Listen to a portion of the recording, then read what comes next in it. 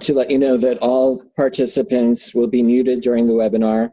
So if you have a question for us, please make sure to use the chat feature in the control panel to pose questions to us. And we will leave plenty of time for Q&A at the end. We may answer some questions during the presentation if there's some burning questions.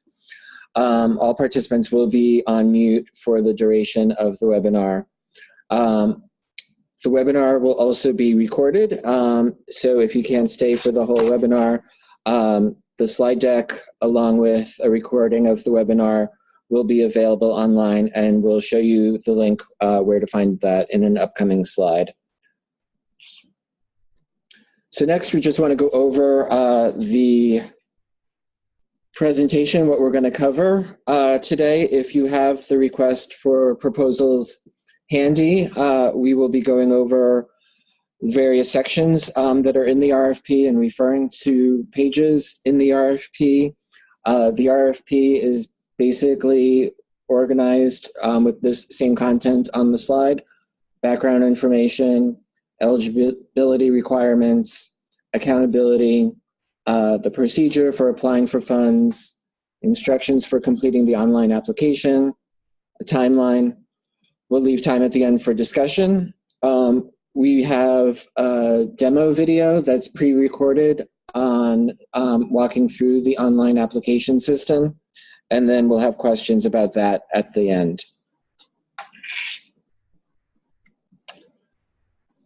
So this is our combined funding opportunity, very similar to what we have done previously. The last 2 years, we combined the application process for both Perkins and Strong Workforce Program funding. This year, we have added the Adult Education Program as well. We have provided a link here to the faculty resources section of the website, so you can refer to those pages for additional background information, as well as that this is where we're going to put the webinar recording. And we have a little screenshot of where you can find it under Career Education section of the website, Faculty Resources. If I click this link, it should show you the page. The RFP is available on this website, and we will be posting the webinar and the PowerPoint here. In addition, there are additional pages for Perkins, Adult Education, and Strong Workforce Program, as well as some additional resources and materials that you may find helpful to you as you're working on your application. So next, I'm going to turn it over to Alina to go over eligibility requirements and priorities. So hi folks, I'm going to provide just some background on the priorities and eligibility requirements, and you'll see in the slide that we've annotated where you can locate each of these items in the RFP. So I'll do a deeper dive into that first section of priorities in the next slide. As a reminder to folks and as an announcement to folks who are new to this process, the advisory committee requirement is that you have an advisory committee for a career education program that meets at least once per academic school year, and that there should be documentation of that on file. So that may be in your department's website, or there should be some evidence of that. In addition, there's the program review requirement for this application. So if you're submitting an application for funding, the understanding is that this item is also captured within your program review. For each of the categorical funds, Adult Education, Perkins, and Strong Workforce, you'll find each fund's specific requirements on the RFP pages listed. So that's pages 6 through 7 for Adult Education, 8 through 10 for Perkins, and 10 through 11 for the Strong Workforce Program. So in terms of our priorities for this upcoming fiscal year 2019-2020, we really try to align with what the college is working on more broadly, and again, thinking about student success at the center. So we've lifted these priorities up into 4 major categories, the first being program design improvements and pathways. So looking at ways that we can clearly map our programs and courses to best support a student's goal. Secondly, we're thinking about supporting system-wide focuses on student equity, achievement, and enhanced enrollment.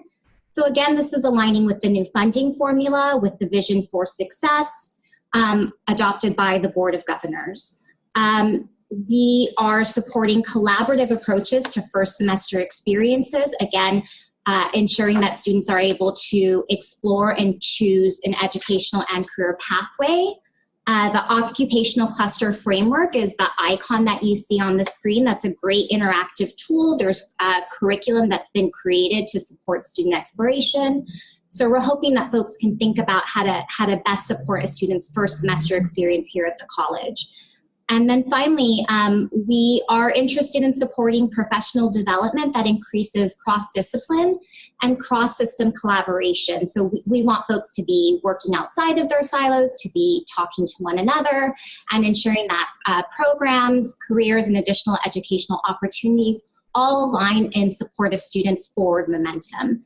And so an example of this might be the IBEST model, which partners basic skills instructors with career education instructors. It may be embedding work-based learning, partnerships with industry. And I do want to give a shout out for the RISE event on February 8th. That's a mapping event. So we're interested in supporting folks who are taking deep dives into examining how to map their programs to best support student success. So you'll see that each of the categorical funds have student success metrics, and we've lifted the page numbers up for you. But across the board, we're really focused on 6 major areas that align across all of these categorical funds. So that's enrollment, learning progress, momentum, success, employment, and earnings. So we're hoping to align in an effort to maximize student impact across these 6 categories. In the next slide, you'll see how we're aligning across each categorical fund and the ways that they're interpreting these specific metrics. So the grid that you see on the screen, you will also find in the RFP on page 12. And if you look at the left-hand side, you'll see the particular student success metrics: enrollment, learning progress, momentum, success. And then if you read across at the top, you'll see adult education metrics, Perkins core indicators, and SWP metrics. And you'll see how each categorical fund is interpreting that particular metric. So for enrollment, adult education is looking at the number of adults that will be served by your particular proposal. Perkins is really going to be interested in the ways that you're increasing non-traditional participation in particular areas. And then Strong Workforce is going to be interested in your general number of enrollments. If we move down to momentum, you'll see that adult education is interpreting momentum as students have improved 1 or more educational level, and you'll see that Perkins is interpreting that metric as technical skill attainment. So this is what each of the student success areas looks like across the funding categories. And again, this is all aligned to the student-centered funding formula, and it's also in alignment with the ways the state is asking us to both report this data and to demonstrate outcomes. And each categorical fund, at least for Strong Workforce and adult education, this is how the state often determines allocations, is by our progress in these respective areas. So with all that in mind, we have some recommendations and go through the procedure for the application with you. And it's important that you organize and convene a planning team, because, and then you have the buy-in of your department and people understand what you're doing and where this equipment is coming from, and also what the outcomes need to be related to this program. So when you review the RFP, you see a lot of helpful links towards the end. And if you still need help, you can seek technical assistance from the associate deans, John, Alina, and myself. And what I find is that sometimes you may have 1 or 2 questions and we're having a hard time coming up with a meeting time. So you can just send us very specific questions. How do I do this? Or what do you think of that, if there is no time to go through your whole application? As you know, there will be a face-to-face similar to this meeting tomorrow, so you can come in as well and talk to us. But to complete all required information, you look at the checklist on page 22. And also, I want to talk to you a little bit about the scoring rubric on page 23 and 24. And I think that all that, it's something that we really talk about all the time. It's something that you have questions on. So I'm going to go over that with you on the next slide. And as you know, the application is due by Thursday, February 14th at 5 p.m. Happy Valentine's Day. And, you're going to do this through a system now. So the system's going to shut itself off at 5 o'clock. So it's important that you meet that deadline. You're not putting that application under our doors anymore. So that's a good thing. So on page 23 and 24, take a good look at that proposal scoring rubric. The allocation committee is being voted by you as the CT steering committee. So you have indicated that 6 of your peers will be at that committee scoring and looking at all the applications. And there'll be also 3 deans, and that's the committee. So what they are looking at is that your application is going to be scored as an application before we take it to the committee. So what that score does is that it prioritizes the applications that have the highest scoring. And the importance of that is that I'll step back and say that all applications will be looked at. But in terms of priority, if monies are limited and proposals require, a lot of times we have more requests than we have budgets for.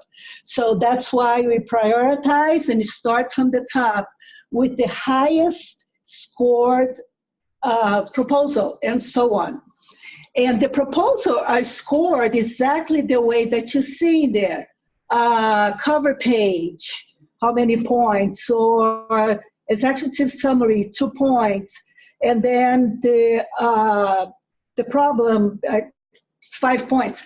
So, and that's the poor side, and then acceptable and distinguished. So your peers and the deans, they have the same information as you do, and they are going to look at that. So as you build your proposal, look through the scoring, and that's exactly how you're going to be scored. Because a lot of times people ask, well, what are you looking at? We're all looking at the same thing when we publish this page. So as you go through your proposal, have the rubric next to you, and that's on page 23 and 24.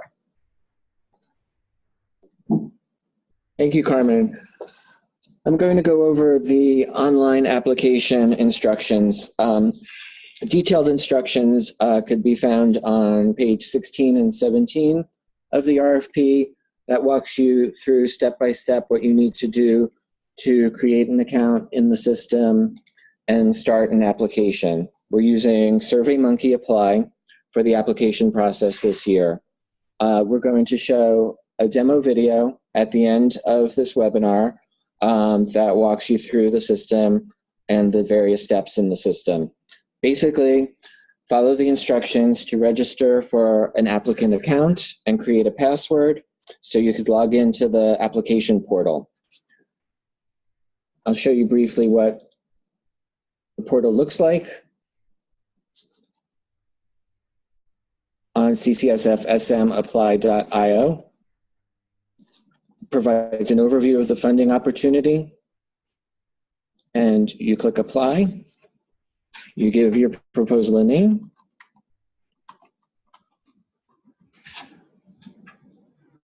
Click create application. And that will take you through the various tasks in the proposal, which I have also covered on the slide. But the tasks include cover page, uploading your Perkins core indicator report if you've received Perkins funding in the past, the proposal narrative, the budget detail, a progress report if you've received funding in the past, requirements, a checklist for use of funds, an optional graphic representation of the project if it's a collaborative, and then if you're not the department chair, getting your department chair's approval, and then everyone needs to get their school dean's approval. And as you go through these steps, I'm not going to go through them now, but once you complete the task, this circle here will have a green check mark indicating you're finished. And once everything is green, you're able to review and submit a proposal. You can also add collaborators to work with you on the proposal by clicking this button, and that'll ask you to enter the email addresses of people you want to collaborate with on the proposal. John? Yes. Can you discuss the chair and dean approval deadline? Sure. So everything on this checklist needs to be completed before you review and submit the proposal on February 14th. That's 3 weeks from tomorrow. So working backwards, you want to give your dean ample time to review the proposal. You could give them access to the proposal before you're done, so they could check in and see how you're making progress on it, and then let them know when it's ready to approve. But as a courtesy to your dean, you might want to give them a few days, given some deans have many departments that are going to be submitting proposals.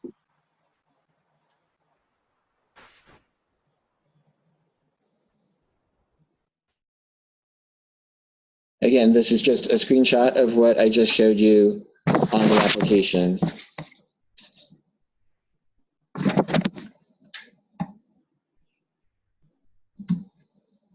So the narrative, the section of the narrative of the proposal, if you've submitted applications to us in previous years, these are the same set of questions and same scores as previous years. The executive summary, which it would be a brief statement of need, description of the project, anticipated outcomes, success metrics. Number 2, you would describe the problem you're trying to address. You would indicate which success metrics are addressed by your program. The metrics that Alina went over on a previous slide will be listed in the application for you to check off. You would describe how your project is going to address that problem. Identify who's responsible for the project. If it's a team, list out each person and their roles. Provide a timeline for completing the project. There's a sample response for this in the RFP. And then identify other sources of support, any plans for the program to become institutionalized. And if it's a collaborative proposal, you would upload a graphic representation of your project. And again, referring back to the scoring rubric that Carmen presented on page 23 and 24, that has details on how each of these questions will be scored. Here, we've provided a very basic sample response to a problem statement.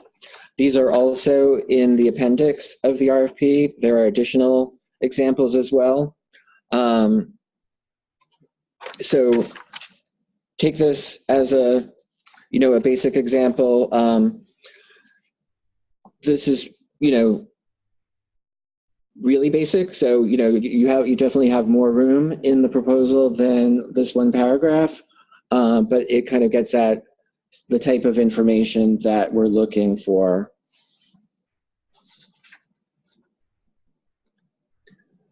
And here is a sample response to how your program would address the problem.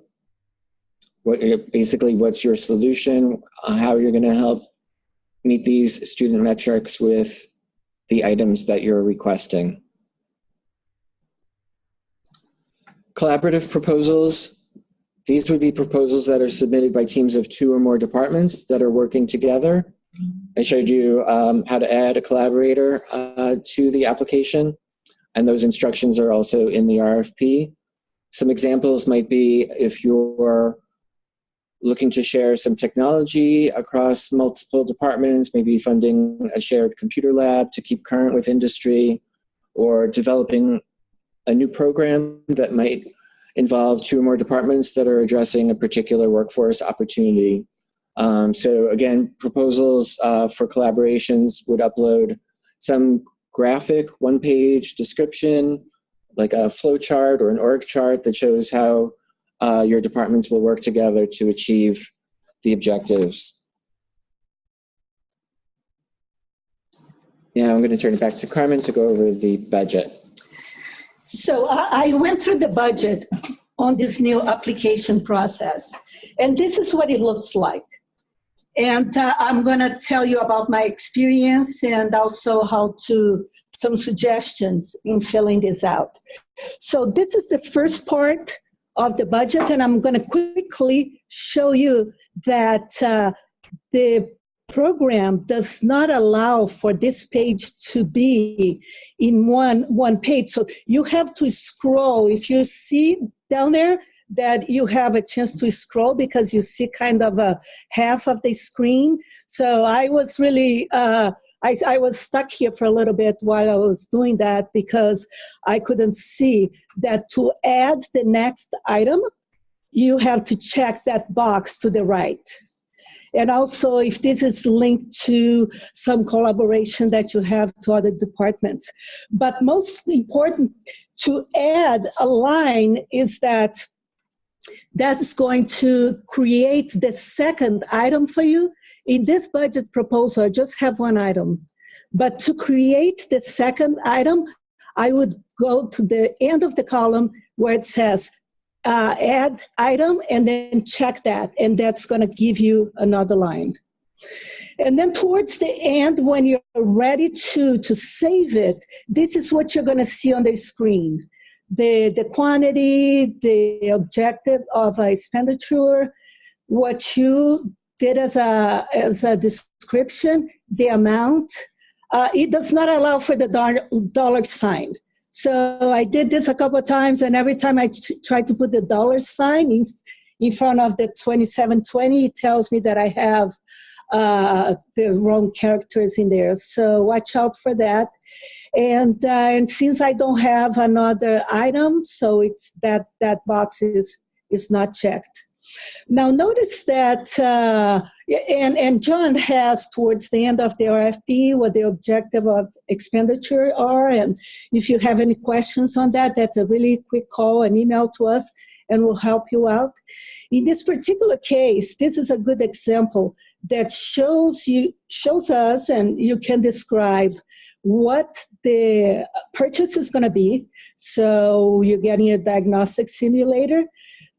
Look at the cost and tax included and shipping and installation. So all that going to that box, and the amount is going to be, you're going to add up everything for us, and then you're going to have the total cost at the end when you add all the items to the process. You can go back and edit this. You can delete lines and you can add lines. It's really easy and very handy. So if you have any questions, just feel free to stay afterwards or to call, because I'm very experienced with budgets and can help you on that piece.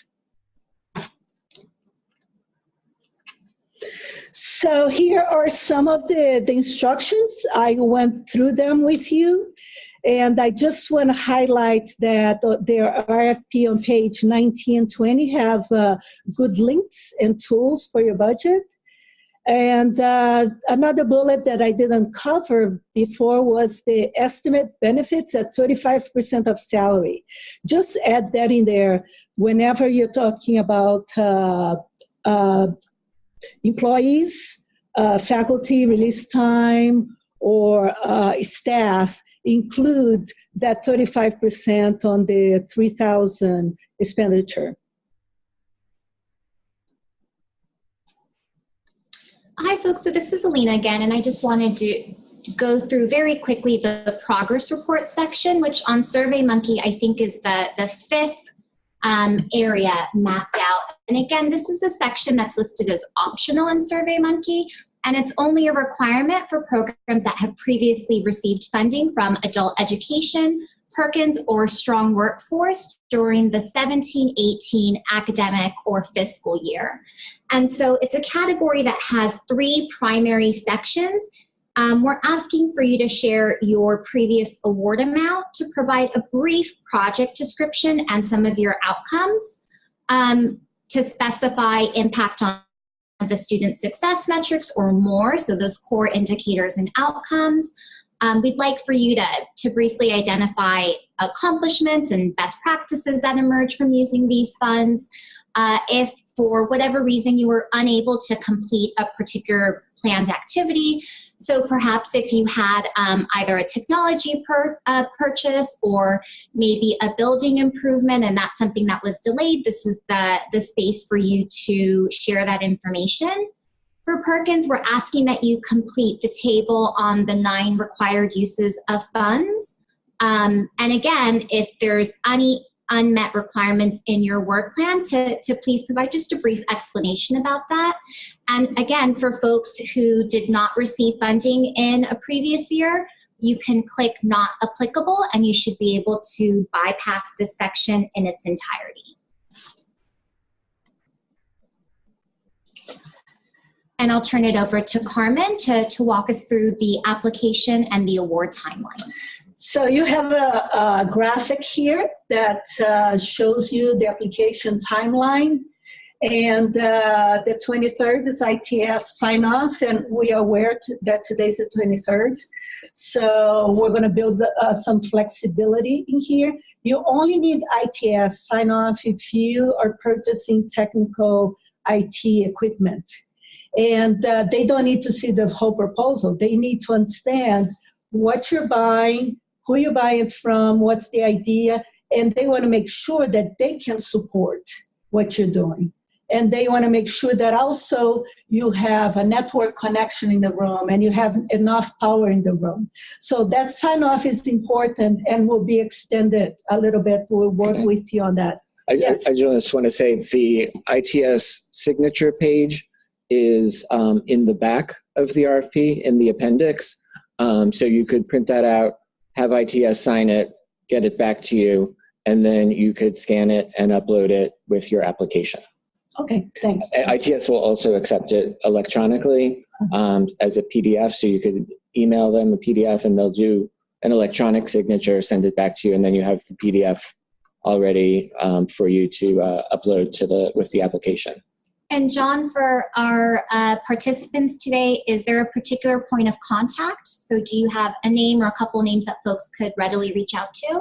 There is. It's written in the RFP. I'd have to look up her name.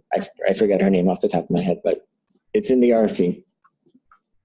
So the application deadline is 12/14. Going that over again with you, 5 o'clock. And as I said before, the system shuts down, so you need to be done by 5 o'clock and submit it. And then the allocation committee that I mentioned, it's going to meet on the 15th, and they make recommendations to the Associate Vice Chancellor, Teresa Rowland. And the tentative award announcement will be on the 5th of April. Now, this year, purchasing closes really early. They are closing on the 12th.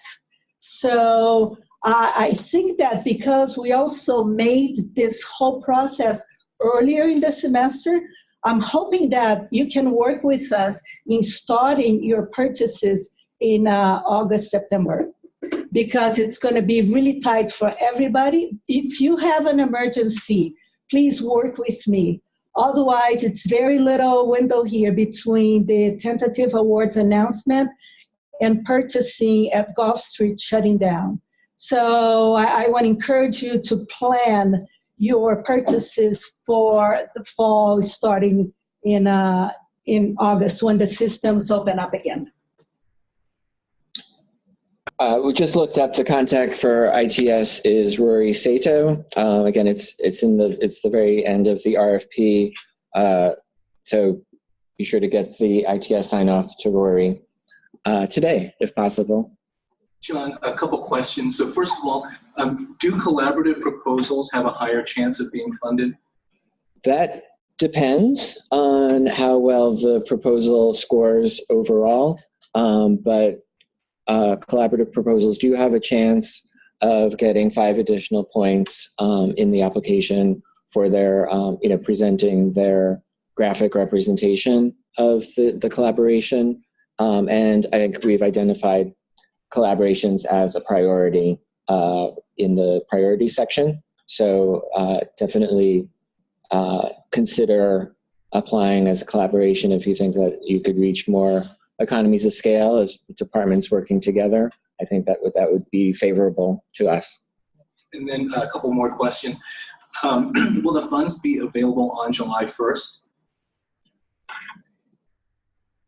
That depends on which funding source. Certainly Adult Ed and Strong Workforce Program have different timelines where they could spend money across different fiscal years. Perkins starts on July 1, but we also have to work with the business office on uploading budgets, and that usually takes time at the start of the fiscal year. So I would say, as Carmen was saying, if we could wait until August when folks are back for the fall semester to start purchasing, it's more likely that the funds will be ready in August. And then people are just commenting on the fact that the ITS deadline has already passed. So can you just reiterate what the extension will look like for that? Sure, we can extend it for another week to the 30th, and let ITS know that they will turn around and have a week to get those sign-offs back to you. So they would get them back to you by February 7th, which still is enough time for you to upload it into your application.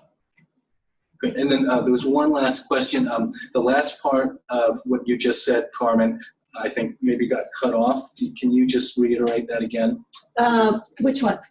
I'm not sure. Whatever you said. If this is about the budgets, so we talked about the sign-off on the 23rd. The last thing I said was that April 5th is the tentative awards announcement.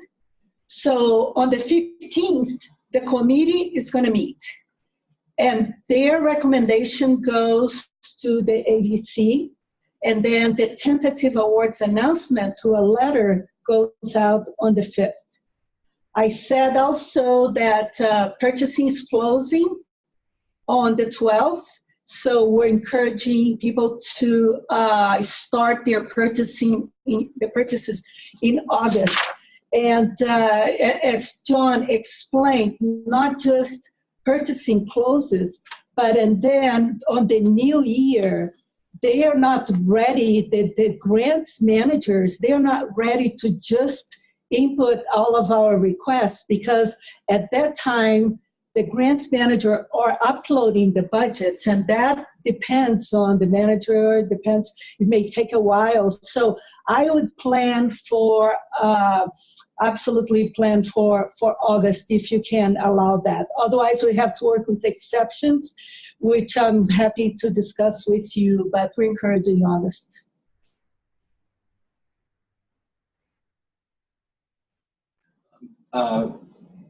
Jim Connors is wondering if there could be delays with purchasing due to the off-street move. I'm not sure if anyone has any thoughts on that.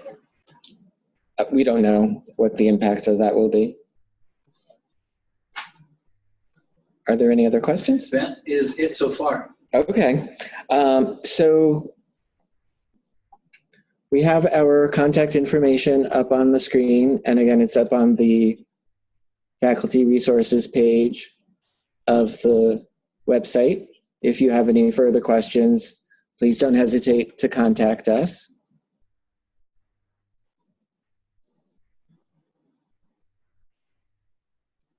I'm back on screen. So for those of you who want to stay on the webinar, we're going to show a pre-recorded demo video that goes over all the tasks for creating an applicant login, logging into the application, completing application tasks, getting the dean and department chair approvals, and submitting your application. And that is about 24 minutes long. So we'll play it, and then it'll also be posted on the website. So if you don't want to watch it now, you could watch it another time. After the video, we'll stick around for a few more questions related to the video, the online application. So before I launch the video, are there any remaining questions? So for those who want to access either the presentation, the recording of this, or the video that we're about to show, where can they find that?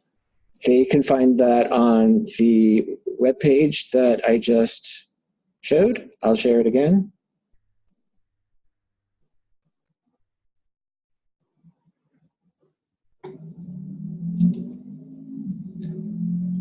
So it's under faculty resources, under the career education section of the website. The RFP is posted here. We have the webinar announcement here. That'll be where we place the recording of the webinar and the PowerPoint. As far as the question, there's a question on ITS deadlines, and we did mention that earlier. So the deadline is today, according to our timeline, but we're asking for a week extension. So if you are purchasing equipment, you don't have to send your whole proposal. They want to know what you're buying, what you're using it for, so they make sure they can support it. That's what the sign-off is about. So you would submit basically an itemized list of the equipment that you want to purchase, along with the sign-off sheet to ITS, and they'll review the list, make notes, and send it back to you. Right, so the whole proposal does not have to be ready. And also they want to know where you're going to put it. So they want to make sure that the bandwidth of the network and power will support the IT equipment that you may purchase.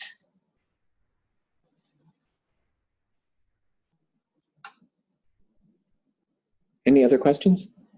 Okay, I'm going to share the video. And like I said, it's about 24 minutes long. And we'll stick around for a few more questions after that.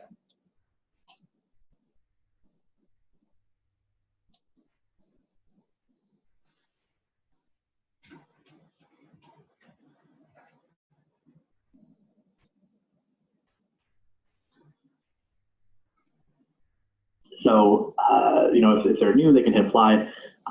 Applying will basically start them in the application process, where they'll put a title, and then they'll ultimately have to register or log in, since they're not registered or logged in yet. So, and they also have the ability to do that just from the top header here. So if you do add additional pages, they'll always have access to register or log in. So I'll just register here as a new client, or new applicant, I should say. And I'm going to keep my Christmas theme going that I've been using lately. And what we recommend for testing as well is if you do like a personal Gmail, that's probably the best for testing. So what you can do is known as sort of Gmail spoofing here. So my actual email that I'm using today is ashtonSMtest@gmail.com. But what's really cool is if you throw in like a little plus sign after that first part of your email, and then really any series of characters or numbers after it, the system will recognize this as a unique email address, which means you can register multiple times if you just change this little variation here at the end. But all the emails are going to go to your one inbox, which is great. So that means you don't need multiple email accounts to make multiple users. All you need to do is just change up the little ending here, and you can make as many unique users as you want with the same email inbox. There's a little. So it's the plus that's the trick. Exactly. Yeah. It's super handy. Yeah, so if you want to run through a couple of submissions, you don't need to start making new email addresses or something if you run out.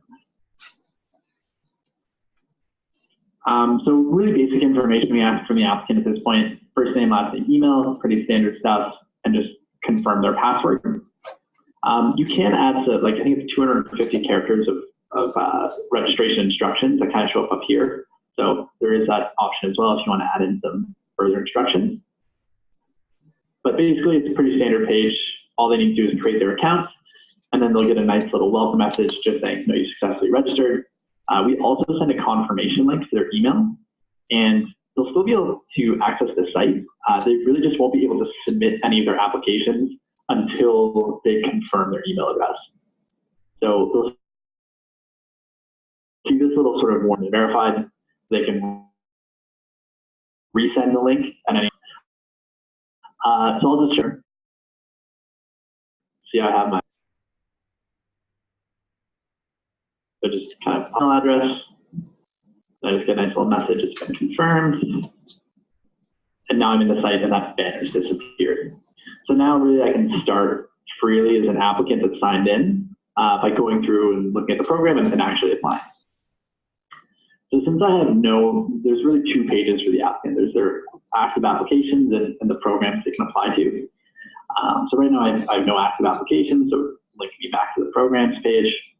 And we see all programs here that I could apply to. So in our case, we have the one, and this is where you can have that little short summary, which is in the program settings.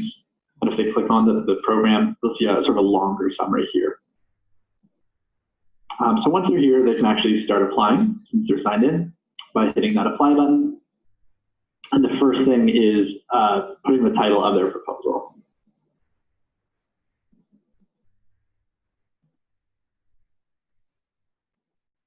Then create their application. So once they do that, now they've actually started an application. They're actually into the application workflow. So what we're going to see is a full list of tasks that they need to do. On the left-hand side here, we'll see a little progress bar with a review and submit button that is grayed out since we haven't done all the required tasks yet. We'll see they have the ability to add a collaborator. So if they want to add someone in to help them work on their application, they just need to enter their email address. They can choose if they want them to be someone who can view and edit their application, or maybe they just want them to look at it to help them with guidance.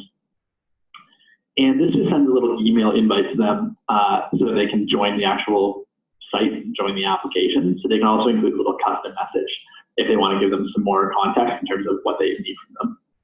So Ashton, this could be where an applicant adds their department chair and dean and other folks who are collaborating on the application to view and make edits.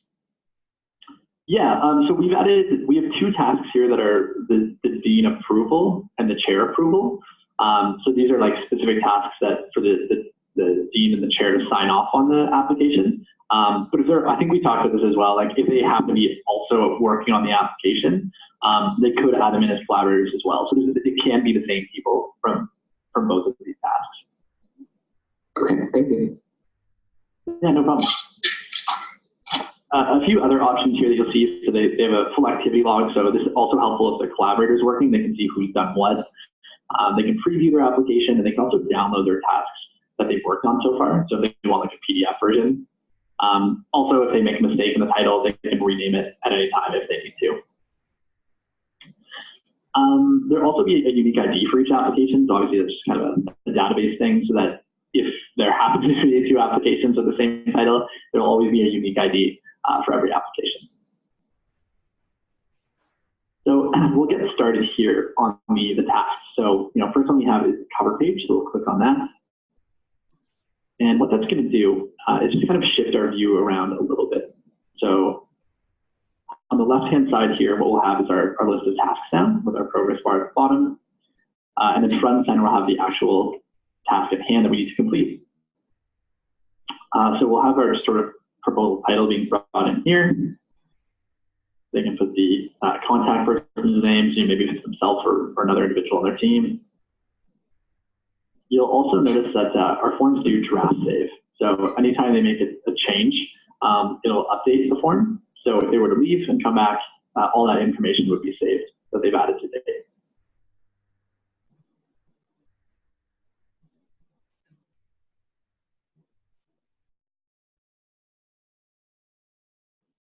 So this is where we ask if the applicant, the department chair. So if they say yes, in this case, once they complete the form, what we're going to do is we're going to hide the department chair approval.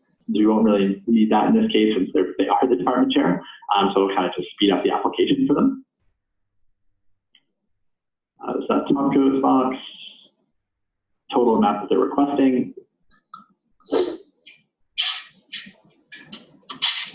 And then this is the automation that we have associated here for the technology sign-off form. So we just state, that if it's a proposal that's requesting computer software, et cetera, they have to get the information technology form.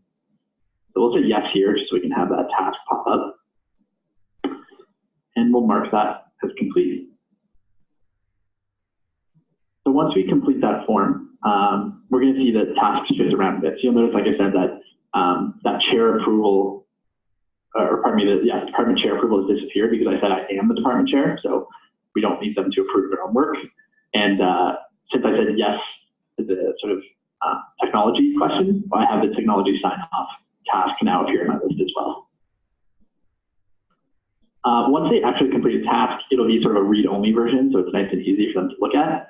Before they actually submit, they can also make edits to their form if they need to. So they can always edit it. If they want to fully, maybe they made a mistake and they're actually doing something else now, they can reset all the information. And like I mentioned, they can always download a PDF if they need to. Do you have any sort of questions at this point overall about how the form tasks work?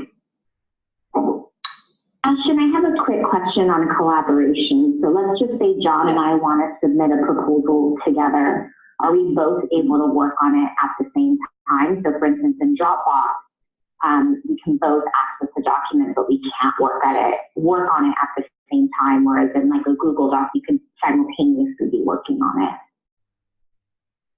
Yeah, it's more like a traditional, where it doesn't auto update like a Google Doc. So if you were working on something and I was working at the same time and we both saved, then it would just save the most recent version that was completed. We can both work on it at the same time. Oh, okay. Exactly, yeah. Yeah, so you could work on the cover page and I could do the technology sign-off. If you're overlapping at the same time on the same form, then you'll run into those issues, the saving over each other kind of thing. Yeah. That's a good point. You could add instructions to that for the applicants as well.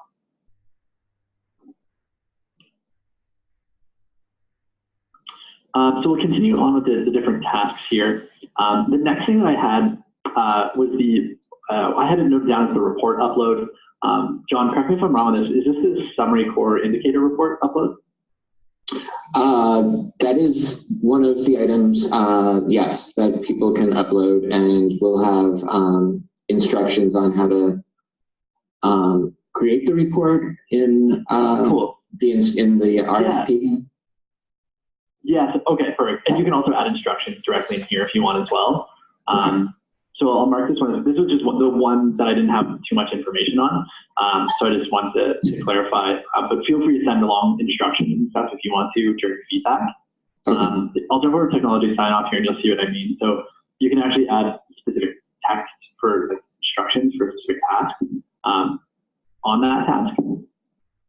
And what we've done in this case, we've done it for a few forms, is the ability to download the form, like a template basically, and upload it. So they can click on this form here, it'll download that technology sign-off form for them. And it's just opening up off screen here, so I'll just drag it over when it opens. But basically, we just keep the document in the site, so we store it locally on the site. And then they can just download it. So there it is there. And get the approval signature, date. Once it's completed, just simply re-upload that document and then mark that task as complete. So, if it's something similar for the core indicator report, we can always set it up the exact same way. So I'll just skip the school dean approval for now and finish on these rest of the forms here, but I'll get back to this as my last task. So proposal narrative, we've sort of split these items out with just some text fields. I noticed that on a lot of these forms, obviously because it was a paper form previously, it said one page or, 1 page, 2 page, whatever it might be for the information there to include. What I did is I just kind of searched, I think it's roughly 250 words are on a page when it's typed up. So I just set the word limit to 250. So you have that as like a baseline for now, but you can always update that as well if you want to make it longer, shorter, remove it completely if you want to. There's also the word count here as well that displays, so it just keeps them in the loop of where they're at so they know how much more they have to add. So really just a matter of going through and adding different areas. And then this is sort of the different area where they check off anything that's addressed by their project. So that's up a bit differently than the form. Obviously, a lot of stuff on paper doesn't really translate directly over to how we can set it up best online. So let me know what you think of these question types. I was really happy with the way we set these ones up. So the different areas they can address, and they can just check them off individually.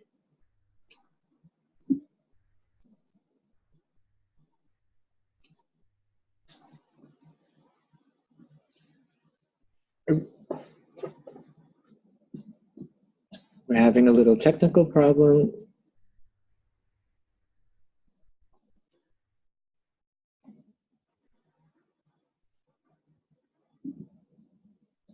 For the different areas, if they actually address those, and they can provide a little explanation if they need to.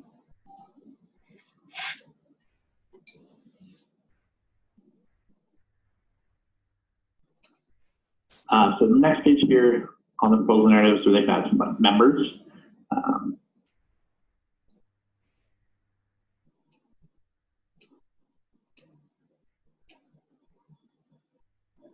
And they can also add multiple members if they need to. So they just hit add, they'll show another box, and you can just keep adding users if you need to.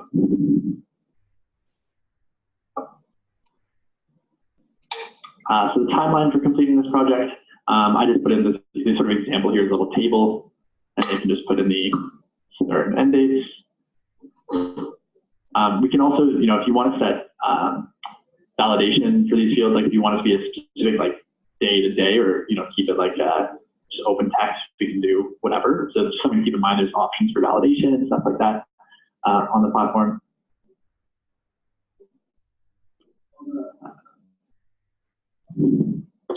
And then it's similar kind of setup. They can add in extra rows as needed.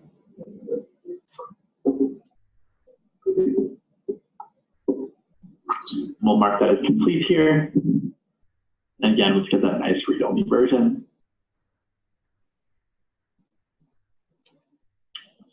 So moving on to budget detail here. So this form looks really nice here as well. So just gives them some overall information on the budget. We give them an example of sort of things they can do. And then here's sort of our table set up here as well. So there's that department box, the object of expenditure,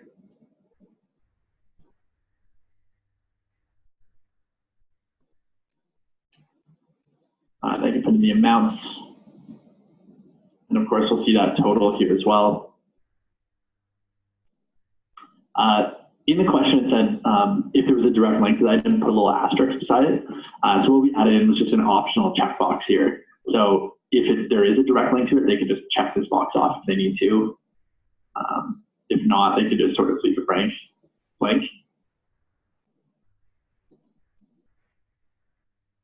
They could just leave that box blank if they don't need to check it. We'll total it for them. I just kind of did two setups here of how we want to display those totals. We can always sort of modify that if we just want it to be one or the other. Ashton, is there a way to widen this view for the user so that they wouldn't have to sort of swivel back and forth across?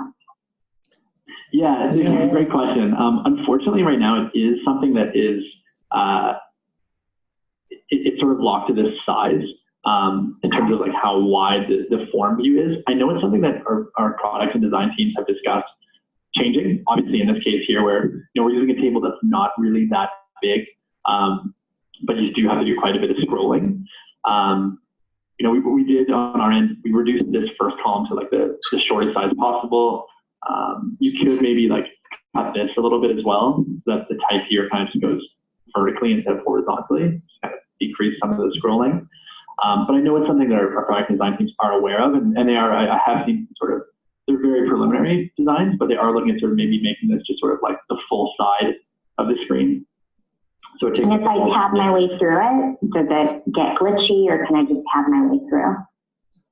Yeah, you can tab your way through it as well. So it'll just kind of go through all the boxes. Yeah, so I know it's something that is on our radar. I just don't know when, but yeah, it's something we're definitely going to hopefully.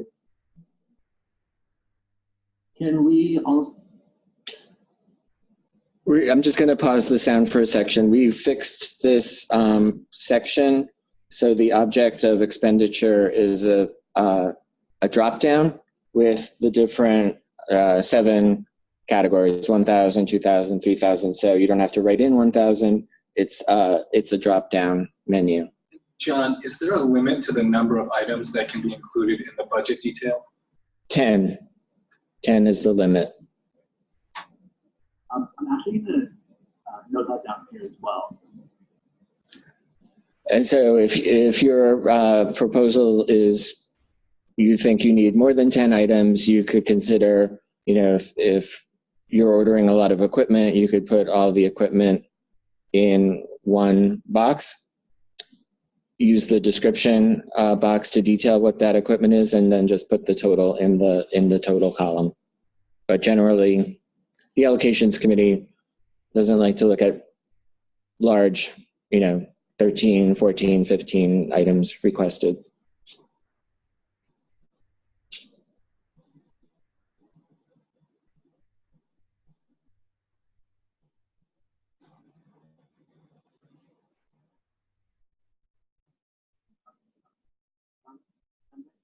Right, up to 7,000. Perfect. So just, all you need to do is indicate what the change is or what the issue is. It's one task effective, so that's the budget detail form.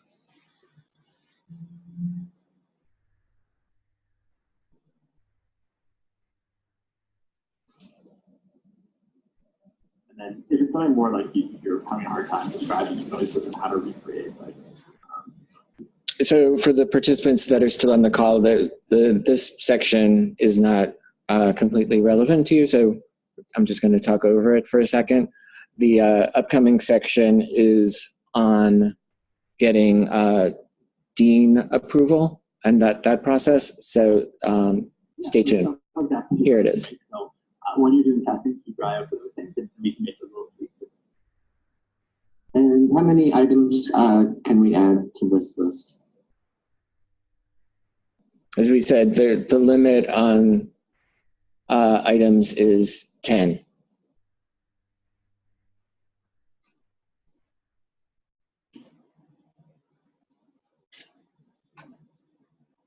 Up there. We'll work on these last few things here.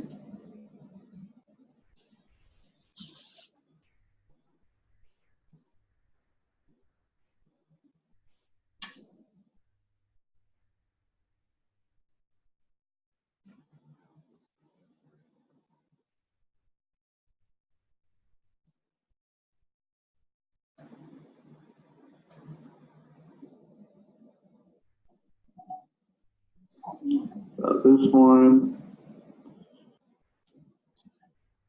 and requirements for use here. So just checking off the different areas, they met them, didn't meet them.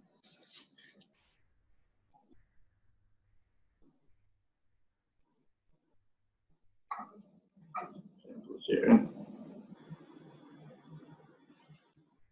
That is complete. So now we finished all of the tasks that I need to do as a user. So the next things that I need to do is get my school dean approval on my application. So what I can do on this task, if I click it here, is we'll see that we just give some instructions for the applicant in terms of what they need to do. So we call these recommendation tasks. So right now we'll see the wording of request a recommendation in a few different places. But essentially what they're doing here is getting that school dean approval on the application. So we'll show them again the tasks that they need to do.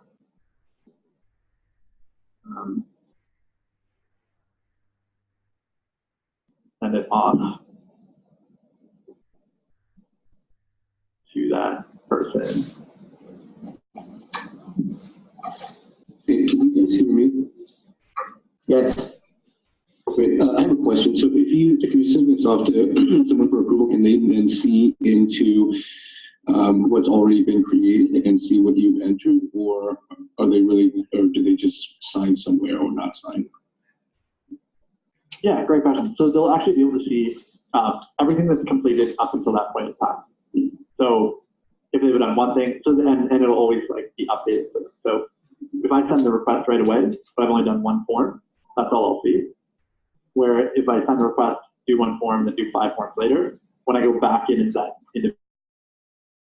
individual, I can see now. So it'll just refresh whenever they do the task.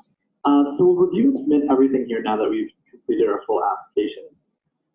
And so we'll just get like that last chance to look over everything before we submit it. So we can, once we have submitted the recommend review, just take a look at all of our tasks. Once we're happy with it, submit our application. And we'll get a little notification here on screen saying thanks for submitting your application. So you can just come back and go to my application, and we'll see that it's submitted. We now have a view-only mode of our application. We can just kind of look at everything when it's grayed out, but not actually make that. So what that'll do is that's going to send a couple different emails. So the first one is going to be to the actual applicant that just says, like, hey, thanks for your application, we received it. And this other email here is going to go to the primary site administrator. So we can set one person, or if you're looking to more notify multiple people, we can always set up like a, I don't know if you have like a generic like info kind of email address. I'm going to pause the recording at this point. Basically, that walks you through the application through submittal. The rest of the recording is more on the administrative side. So we'll see if there are any additional questions in the chat. Zach, are there no more? Okay. Oh, I just want to remind people that tomorrow we have face-to-face. Yes, 10 a.m. Rosenberg Library Room 518. So if you want to come back, we will see you there tomorrow. And you have our contact information if there are any additional follow-up questions. So thank you for taking the time to participate in our webinar today. Going to sign out now.